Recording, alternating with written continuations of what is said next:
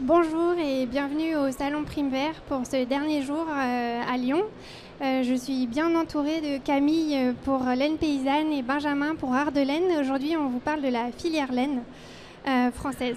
Alors, les matières naturelles représentent moins de 2% des matières produites pour l'industrie textile dans le monde. Pourtant, on connaît les vertus de la laine et l'intérêt de cette matière naturelle pour la nécessaire révolution du secteur textile. 100% recyclable, thermorégulatrice, auto-nettoyante, respirante, isolante, accessible, on a beaucoup de moutons notamment. Elle est durable. Vos deux entreprises sont des exemples de dynamisme de la filière. Est-ce que vous pouvez nous les présenter, s'il vous plaît ? Alors bonjour, donc Camille Routelous, salariée de Laine Paysanne. Donc voilà, Laine Paysanne, c'est une société coopérative d'intérêt collectif. Nous sommes 9 salariés et nous valorisons la laine auprès d'une vingtaine d'éleveurs et donc 8 races différentes.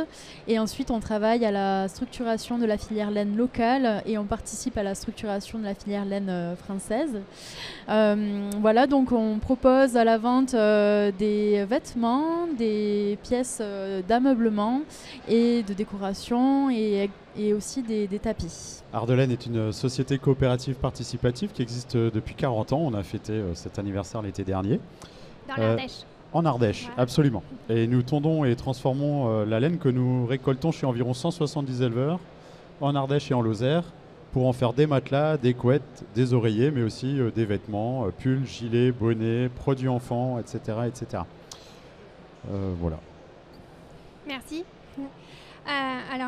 Selon une étude de Woolmark, qui est une association australienne qui promeut la laine, une étude récente montre que moins de 8 personnes sur 10 savent en quoi sont fabriqués leurs vêtements. Les consommateurs n'ont pas connaissance non plus, je pense, des étapes nécessaires pour fabriquer une pièce en laine. Donc j'aimerais que vous nous parliez de ça parce que je pense que c'est très important de revenir aux fondamentaux. Donc je vous laisse la parole à tour de rôle. Benjamin. Ok, alors ce qu'on vous propose, c'est que moi je vais parler des matelas et puis Camille va parler des pulls et des vêtements. Parce qu'à Art de laine, voilà, on a une gamme large et on fait plein d'articles en laine. Donc pour un matelas, il faut commencer par tondre la laine chez les éleveurs, voilà. Puis la trier, parce qu'on ne peut pas utiliser toutes les laines pour faire tous les produits. Donc il faut trier les fibres de laine que nous tondons. Après, il faut laver cette laine. Voilà, donc nous, on a un partenaire qui fait un lavage le plus respectueux de l'environnement possible, en évitant les produits chimiques et en utilisant des savons naturels. Et après l'avoir lavé, eh bien, on l'amène dans nos ateliers et on commence par l'ouvrir parce que entre la laverie et chez nous, la laine est compactée pour économiser les volumes de transport. Donc on commence par procéder à l'ouvraison de la laine, c'est-à-dire qu'on va écarter les fibres. Après l'avoir ouverte, eh bien, on va la carder. Et donc c'est une étape encore supplémentaire pour aérer encore les fibres et leur donner un maximum de gonflant, ce dont on a besoin pour faire une bonne literie bien confortable. Et après avoir bien ouvert et cardé nos flocons, eh bien, on va pouvoir procéder à la fabrication de matelas. Donc pour ça, on va avoir besoin d'un coutil, c'est-à-dire le tissu extérieur, et puis des aiguilles, du fil, etc., etc. Et dans nos ateliers, tout ça se fait manuellement, à l'ancienne, de manière artisanale. Voilà. Merci. Camille. Alors nous, à Laine Paysanne, nous nous rendons chez les éleveurs. Donc voilà, nous trions la laine lors des chantiers de tonte. Donc on garde les plus belles parties de la toison que l'on va ensuite envoyer à laver dans une des dernières entreprises françaises de lavage qui est pas loin d'ici, dans le Gévaudan. Donc ensuite la laine, une fois lavée, revient dans le Tarn et l'Ariège où il y a donc les étapes de filature. Donc on va faire du fil à partir de la matière laine lavée. Donc il y a une filature dans le Tarn qui va être spécialisée pour faire du fil pour nos vêtements et la filature en Ariège va permettre de faire du fil pour les tapis. Donc ensuite, une fois que cette matière est filée, dans le Tarn, elle part dans les ateliers de confection, donc de tricotage et de tissage qui vont confectionner la matière. Donc on va avoir du tricotage pour les vêtements, du tissage pour les pièces tissées que nous avons comme celle que je porte aujourd'hui. Et ensuite, le fil en ariège qui va être donc filé va nous permettre de faire les tapis qui sont réalisés dans nos ateliers en ariège, donc par notre collègue Sarah qui est la tisserande. Voilà. Merci. Donc on se rend compte qu'il y a beaucoup d'étapes pour fabriquer, que ce soit un matelas ou un pull, c'est pas... Voilà. D'ailleurs, il y a souvent une étape supplémentaire aussi pour les vêtements, c'est l'ennoblissement. Tout à fait. Et là, il peut y avoir 3 voire 4 étapes supplémentaires encore pour faire vraiment en sorte que votre pull soit le mieux présenté possible au moment où vous allez le rencontrer dans nos rayons. C'est ça, tout à fait. Aujourd'hui, la majorité de la laine de nos moutons est envoyée en Chine pour être transformée. On sait que l'industrie textile et la filière laine en particulier n'ont pas échappé aux délocalisations. À la fois de la production et des savoir-faire, mais des entreprises comme les vôtres se battent et nous montrent que c'est tout à fait possible de produire en France et de produire des très belles pièces. Est-ce que vous pouvez nous parler des difficultés que rencontre la filière laine, Benjamin? Oui. Alors, une des premières difficultés, elle vient de la base. Une des premières difficultés vient donc de la base, c'est la quantité de laine de qualité disponible. Voilà, donc nous, je vous le disais, on récolte la laine chez des éleveurs en Ardèche et en Lozère. Voilà, donc dans un circuit géographique limité. Et donc, tous les éleveurs n'ont pas des pratiques qui permettent d'avoir une bonne laine. Et tous les éleveurs ne sont pas attentifs à la qualité de leur laine, puisque les filières ayant disparu, bien souvent, ils s'étaient retrouvés contraints à jeter la laine plutôt que de pouvoir la revendre à des tarifs intéressants pour eux. Voilà, donc ça c'est vraiment une des premières difficultés. Une autre difficulté, c'est aussi le peu d'acteurs dans la filière, parce qu'une filière qui se déstructure, ça veut dire qu'il y a des savoir-faire qui se perdent. Ça veut dire que quand on a besoin d'une étape, on ne va pas toujours trouver un partenaire à proximité géographique immédiate ou un partenaire avec des méthodes suffisamment respectueuses de l'environnement ou de la matière. Voilà, et donc un écosystème en difficulté avec des entreprises qui sont en permanence sur le fil du rasoir, avec une matière première en quantité limitée, c'est un secteur qui est fragile. Voilà. Peut-être que Camille a des éléments supplémentaires à proposer. Effectivement, tu as entièrement raison. C'est toujours très délicat de pouvoir... en fait, il y a nos actions au quotidien. Voilà, et en réalité, quand on travaille avec des partenaires différents tout au long du processus, on se rend compte que parfois on est face à des réalités économiques d'autres partenaires, notamment le lavage en France, qui est une vraie question aujourd'hui et qui nous a amené pour la saison passée, lors de la fermeture temporaire du lavage du Gévaudan, à nous tourner vers vers l'Espagne, vers une entreprise qui nous a permis de pouvoir laver notre laine et de pouvoir assurer la production textile des vêtements, notamment pour la saison d'après. Ouais, effectivement, quand une entreprise comme ça propose un service qu'on peut trouver quasiment nulle part ailleurs, en fait, quand elle s'arrête temporairement ou définitivement, ça met en difficulté tout un tas d'autres entreprises qui ont besoin de cette étape dans le cycle de production. Et voilà, ça met tout le monde en danger, en fait. Alors qu'on sait très bien que la relocalisation est une des solutions pour que le secteur de l'industrie textile tienne les engagements de Paris et son engagement vis-à-vis du changement climatique. Laine Paysanne et Ardelaine sont des acteurs locaux qui nous prouvent que c'est possible. Est-ce que vous pouvez nous parler au contraire des forces de la filière laine ? Alors il y a effectivement pas mal de points sur ce côté-là. Donc on a la chance d'avoir une belle diversité de races en France, avec une matière qui est effectivement abondante. On a également, on peut compter sur le soutien du réseau lainier, avec notamment l'atelier Laine d'Europe, mais également tous les acteurs qui ont une activité dans cette filière-là, qui vont pouvoir créer un réseau comme un maillage en fait, d'acteurs vers qui on va pouvoir se tourner, comme on l'a fait au printemps passé, quand il a fallu trouver une solution alternative au lavage. On a également donc de nombreux savoir-faire. Par exemple, pour la production des pulls de laine paysanne, on peut compter sur plein de savoir-faire textiles, que ce soit pour de la filature, mais également pour de la confection, pour du tricotage et du tissage. Et donc, on va avoir une pluralité en fait de techniques qui vont nous permettre de travailler des pièces assez différentes et donc d'avoir une belle variété après derrière et une force de proposition finalement. Et on a également la possibilité, laine paysanne en tout cas, essaie de faire le lien entre toutes ces parties-là et aussi sur les étapes de la valorisation de la laine que l'on ne voit pas forcément quand on voit un pull sur un stand. Donc là, par exemple, on agit tous les mois, le mois d'octobre de chaque année au niveau d'une campagne de laine locale que l'on lance. Donc là, en octobre dernier, c'était avec l'association Fashion Revolution France, voilà, qui nous a accompagnés sur cette partie-là. Et donc, on a invité les éleveurs, éleveuses, tondeurs, tondeuses, bergers, bergères, trieurs, trieuses à se prendre en photo dans leur environnement naturel avec les moutons ou avec leur bergerie, leur ferme et une pancarte donc typique de Fashion Revolution, I made your wool, traduction littérale de « je fabrique votre laine », ce qui permet aussi de rendre visible donc toutes ces personnes-là qui vont agir aussi sur le territoire, qui vont aussi avoir leur propre réseau et nous permettre d'avoir vraiment une transparence sur la fabrication d'un pull ou d'un matelas par exemple ou d'un tapis. Oui, parce que la laine... c'est vertueux à toutes les étapes et de toute façon le mouton il a besoin d'être tondu, il ne peut pas vivre sans. Voilà, c'est ça. Bon, ça c'est de notre responsabilité si le mouton en est arrivé là, mais du coup il faut qu'on l'assume derrière. Et donc que la laine soit utilisée, valorisée ou pas, eh bien il faut effectivement tondre les brebis.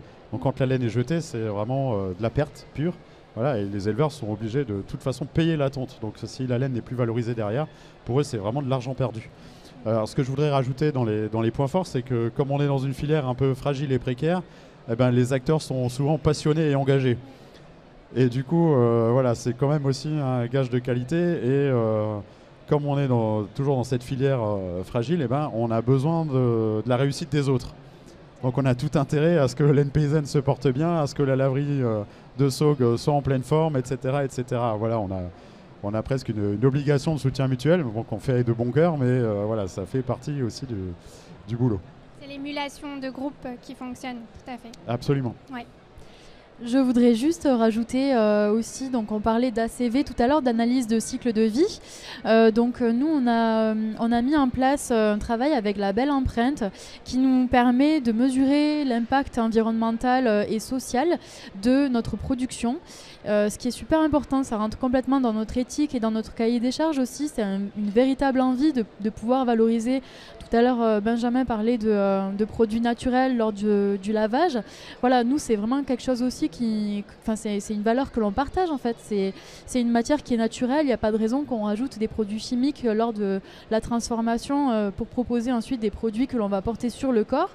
Donc voilà, le travail que l'on a mis en place avec la belle empreinte nous permet aussi d'avoir un recul sur l'impact, voilà, sur notre impact et aussi sur le CO2 que l'on va potentiellement générer et celui que l'on va disons qu'en comparaison avec un pull qui sera fabriqué à l'autre bout du monde, on arrive maintenant à savoir que notre pull Beltane, donc un des classiques de laine paysanne, produit 90% de moins de CO2 et 69% d'eau en moins qu'un produit donc fabriqué à l'autre bout du monde.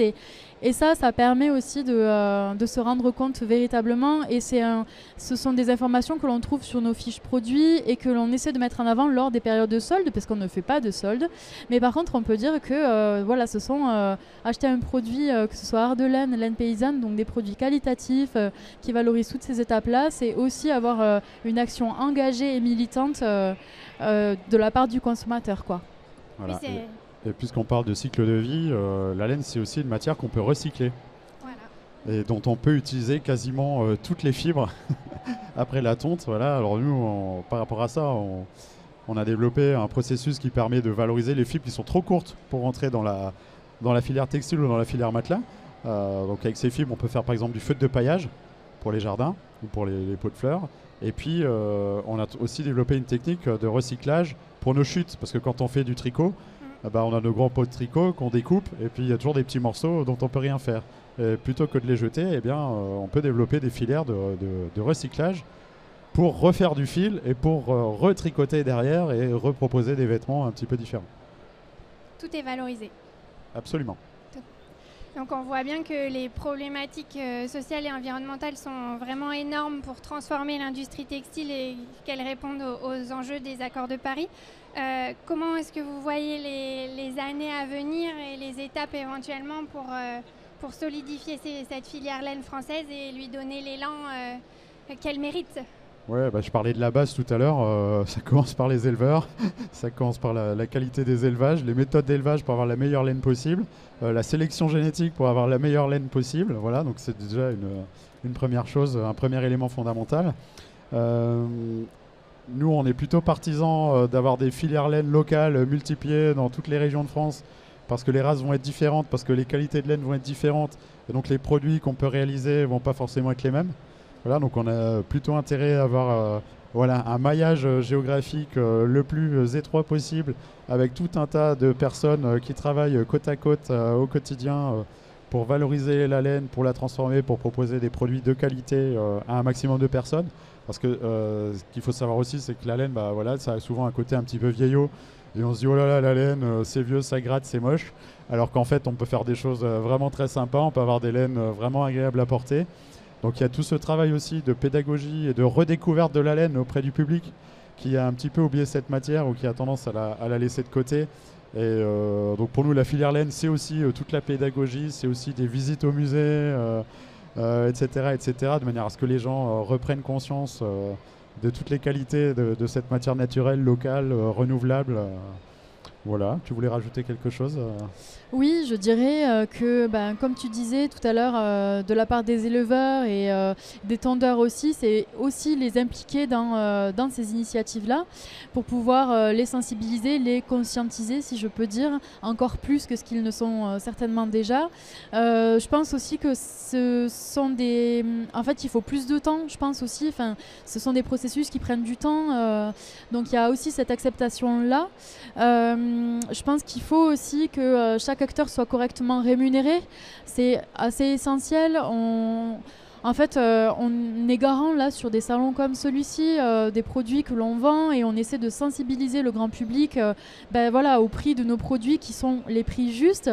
Voilà, c'est le prix justement proposé pour rémunérer l'éleveur, pour la laine, le tondeur, etc., jusqu'à la fabrication du pull, la confection du pull, et aussi toutes les étapes de conception, le design, le modélisme, etc., qui sont de vraies étapes aussi dans la fabrication d'un pull. Et je dirais aussi, comme tu disais Benjamin, beaucoup plus de transparence, de traçabilité, de la pédagogie, de la sensibilisation sur des salons. Vous avez donc le musée qui est aussi une super manière de pouvoir inviter les gens à vivre expérimenter, vivre l'expérience d'une ferme et de toutes les étapes de transformation. Oui, je pense que c'est tout ça, c'est cet ensemble de paramètres qui nous permettront, je l'espère, de proposer encore ce type de produit pendant longtemps. Et pendant longtemps et de plus en plus. Tout à fait. Voilà, et c'est vrai que Camille parlait tout à l'heure du label empreinte.